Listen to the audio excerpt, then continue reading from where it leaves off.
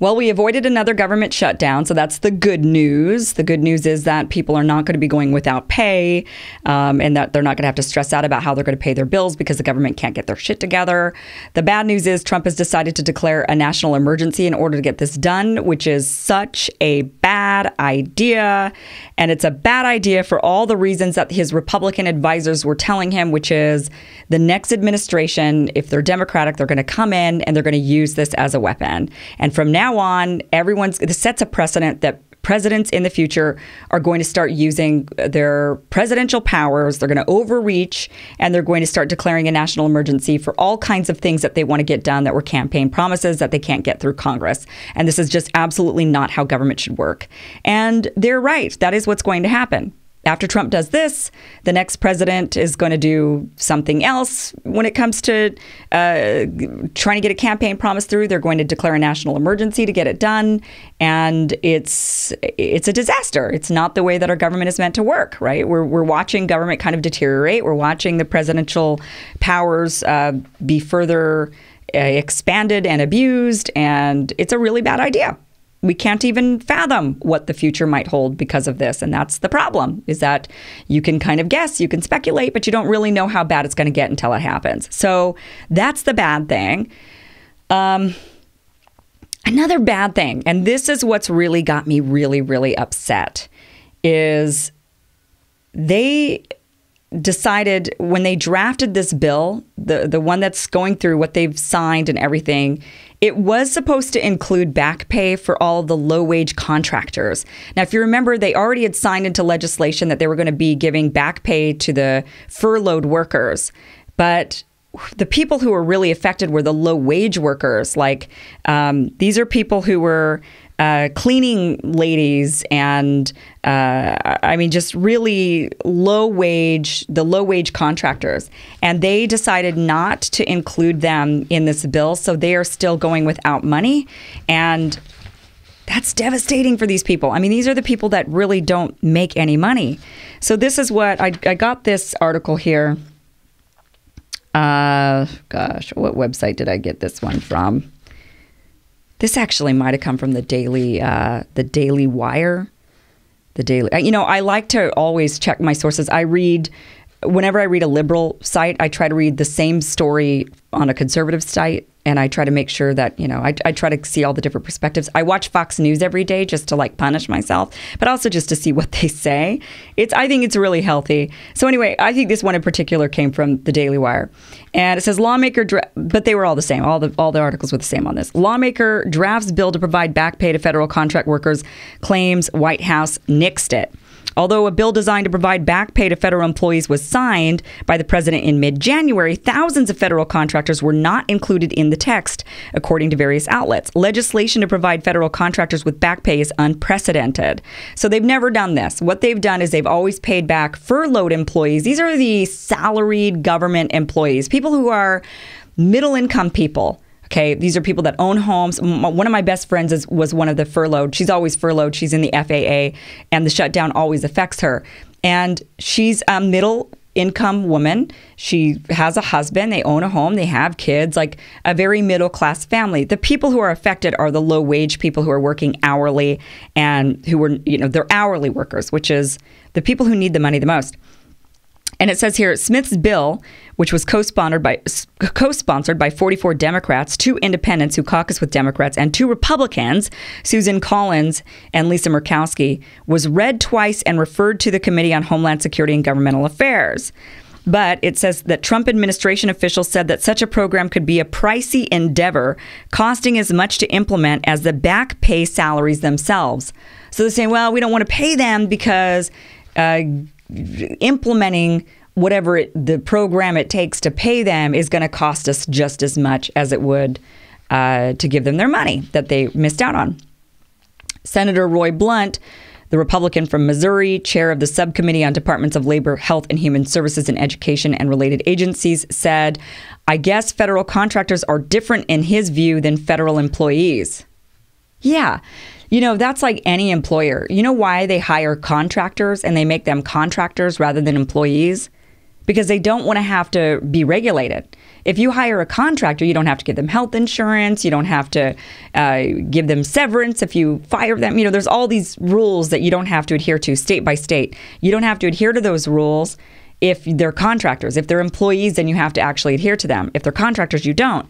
So yeah, Trump's looking at it and says, well, no, contractors are different because contractors, they're contracted. They're like independent workers. But that's just not the case. The people these days, since we've had this, our capitalistic system go awry the way that it has, and we rely way too much on businesses to provide for the people rather than the government, like healthcare. I mean, healthcare should not be on the back of an employer, but it is. And because it is, employers instead say, well, shoot, I can't afford to, give these people all of these extra benefits I'm supposed to give them just because I employ them.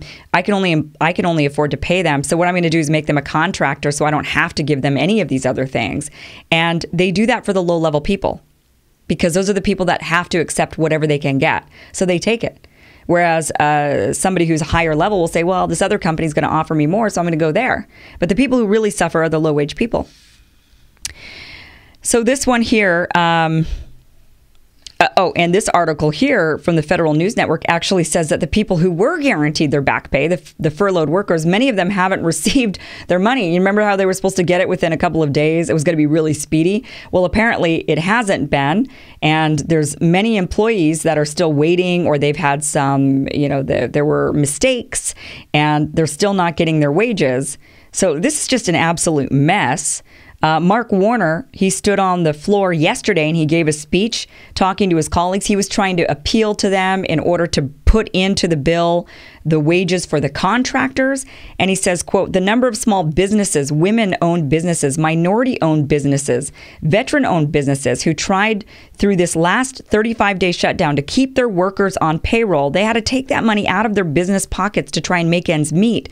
But a lot of them, after a couple of weeks, couldn't afford to do that. Those businesses shut down. Years, in certain cases, decades of work down the drain, not because they did something that was mismanagement, not because they did something that was irresponsible, not because they weren't providing the taxpayers with the full value of their work, but because we here in Congress and this White House couldn't come to a common agreement on the most basic responsibility of government to keep the doors open and the lights on. So that's another form of government contractor that they were not getting any pay. And that was the agencies that were contracted. So instead of hiring federal government cleaners, they would contract that out to cleaning crews. And these cleaning companies, for example, they get these big government contracts and they're like, well, shoot, now we've got to hire all of these people in order to clean these buildings. So they go and they do that. But when the shutdown happens, they don't get paid and they can't then pay all of these employees. So it causes them to go under. It causes small businesses to fold. So not only are you hurting the low-wage contractors who are maybe contracted by the government individually, but you're also hurting the contracting companies, the small businesses who can't afford to pay the contractors who they're obligated to pay because maybe for them they're employees, but they're unfortunately a contracted company and they can't afford to pay them. And so they go under. And this is what the shutdown did. The shutdown ruin lives. I mean, for people, really, people could not pay their bills. People could not feed their children. Governments, businesses went under. And this is what happened during the shutdown. The shutdown was a shit show. There is no other way to say it. What's got me furious about this is that the lawmakers did not push hard enough to give these people their money back. Why couldn't they have done that? They needed to give them their money back. And it was Republican pushback. So give them something in order to give these people their money back. But the American people do not deserve to suffer because Congress can't get its shit together. So this is fury. I mean, I am appalled that these people have lost their jobs, lost their livelihoods, lost their businesses. And it's all because the government completely failed. Speaking more about the shutdown, now I did a video. It was actually my very first video on this YouTube channel. if you go back and watch it, and it was about ending shutdowns forever. And I did it was very long, 30 minutes long piece about the history of shutdowns. Like, where did this even come from? Because it's a relatively new thing, actually. Shutdowns are not part of the government, really. It's not something that should be happening. It's something that didn't even begin happening until the 70s. So what did they do prior to 1976? When the first shutdown happened? That's 200 years after the formation of the government. What were they doing before that? Well, that's a good question. That's why you should watch the video, because you'll be appalled and you'll be shocked at how the history of shutdowns goes to show how defunct our government actually is. So now a bunch of Congress people have come out saying that they want to end shutdowns for good. And they put together some bills, which is what I said in that video.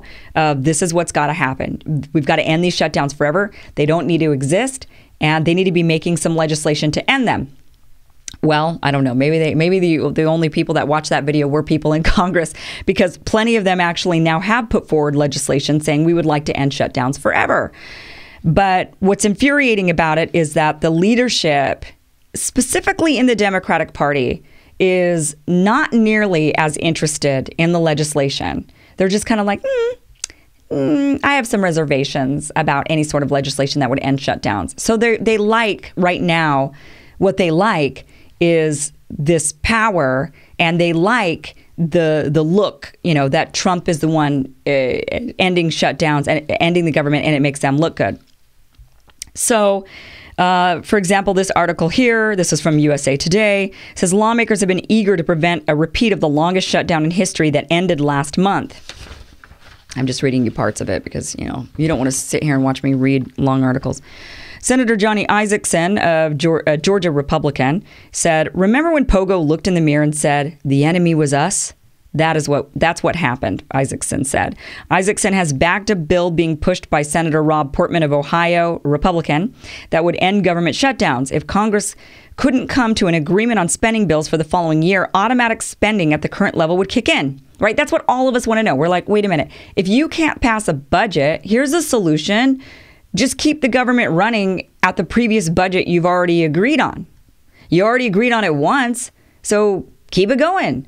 And then that way, people don't have to starve and not pay their bills and be evicted and lose their jobs, right? Like, all of that wouldn't happen. Hey, there's a novel idea.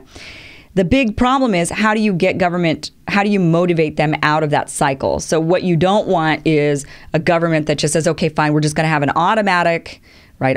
They call them automatic continuing resolutions. It's just a fancy way of saying, we're just going to keep going at the rate we're going.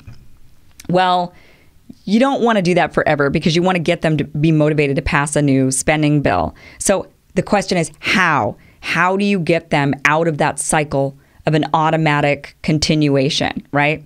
So this guy's idea is, he says, after 4 months, there would be a 1% reduction across the board. That would happen every 90 days with the aim of bringing pressure on lawmakers to reach a deal. So his plan is, we'll just cut the budget by 1% every 90 days. For every 90 days we can't come to agreement, it gets cut by 1%. That's a shit deal. That's a shit deal. It's a bad idea. And there have been a few other Republicans who have come up with an idea like this, and it's a Republican dream come true. It's like, they're like, oh, great, we get to automatically reduce spending. So then we'll just sit on our hands. We'll never pass a new bill, because this is going to continually chip away at the government and the spending, and that's what they want. So to counter it, some Democrats have come up and said, okay, how about this? Instead of cutting the bill by the budget by 1% every 90 days, we're going to increase it by 1% every 90 days. So then Republicans kind of could understand how ridiculous their ask was. And then they were like, no, we don't want to spend more money every 90 days. Then Democrats will sit on their hands while the spending goes up, right? So fair enough. So other lawmakers have come out, like Mark Warner. He was the one that said, well, maybe we'll increase. He actually has a bill that would, Mark Warner, now he's a Democrat from Virginia. What was his government? Okay, so his was that it would increase. It would increase in line with the growth in gross domestic product. Okay, that was his bill. But he says that the way that he would additionally motivate people out of that is that nobody would get paid in Congress and in the executive office, that everybody would be frozen. Their salaries would be frozen. So that would actually motivate them to come up with a new agreement. And yeah, that's probably, except everybody in Congress is rich as shit. So they're not going to care. You know, when you're Mark Warner, he's like one of the wealthiest people, isn't he? One of the wealthiest senators in Congress. If he's not the wealthiest, they're all wealthy. It doesn't matter. They're all a bunch of millionaires. So that's doesn't really punish them if a millionaire is losing out on a $170,000 paycheck, but it does punish the new freshman Congress people that we're trying to get in, who are maybe working single moms and they're young, or, those are the people that it would actually affect. And we don't want to discourage the working class from becoming members of Congress. So that's not really a good idea either, to freeze as much as we might think it's a good idea to freeze their salaries, because why federal workers, why not Congress? There's a problem there. It's because you're going to discourage the working class from becoming members of Congress, especially since shutdowns always happen right when they're coming in every 2 years. So that would really affect them if they're not getting paid for a while when they show up, and they're, living off of nothing at that point. They haven't had any paychecks. So that's a bad idea. So anyway, they go on. There's a bunch of different bills that have been proposed. One that I really like is there's a bill that actually puts kind of an embargo on travel. So it says, okay, listen, everybody still gets paid, but what's really going to affect everybody is nobody can travel. So you have to stick around in D.C. You cannot hop on a plane and leave. You got to be on the floor. We've got to be, you got to be in your seat on the floor every day until the shutdown ends. That's what I think they need to do, because that will motivate them out of it. If they're stuck there, like they're held hostage literally, rather than holding these federal workers hostage with paychecks, if they hold themselves hostage, then maybe they'd be motivated out of it. So what's frustrating to me, though, is that even Mitch McConnell says, I'd be open to anything that we could agree on. This is what he says. Meanwhile, Steny Hoyer, how do you say that guy's name? Steny Hoyer? He says he has reservations about many of the bills that are being proposed. So you've got the Democrat who's saying, I don't know about that. And you've got the Republicans who are saying, yeah. And in fact, the Republicans are the ones who've been mostly putting forward these bills. Democrats have started to, but in the past, there have been many Republicans who've put forward bills to end government shutdowns for good. And it is largely supported by Republicans, not as supported by Democrats. And you got to ask yourself why. And that, to me, is outrageous. That's honestly, to me, outrageous. So that is what's going on there. All right, let's go move on with the show here. Russia. Let's talk about Russia. Let's talk about the nothing that's going on with Russia. It turns out that the Senate didn't find anything when it comes to collusion with Russia. So we're going to talk about that. And really the big question is, what are people really wanting? And do they really, really want Trump out of office? Because you might want to be careful what you wish for. Click on the end card here. Takes you to the next video.